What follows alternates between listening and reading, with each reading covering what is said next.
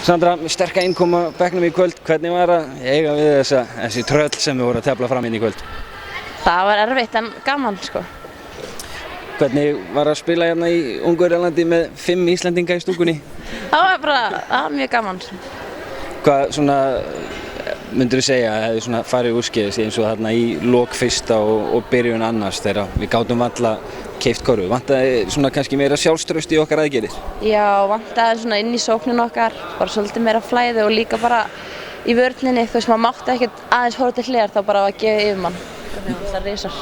Voru þessar nokkra mínútur í raun og veru bara, þú veist, það sem gerði það bara að verkum? Við gátum einhvern veginn ekki komist aftur að í leiknum.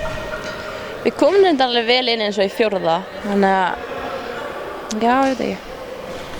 Varðandi leikinn í næstu viku, er það kannski svolítið svona það sem við þurfum að gera? Það er kannski öðlast meiri svona trú og festu í okkar sóknaraðgerðum því að vörnin virtist alveg vera tilbúin til að berjast?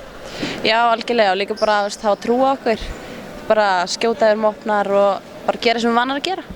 Sandra, Baráttujaxl, takk fyrir spjallið. Takk.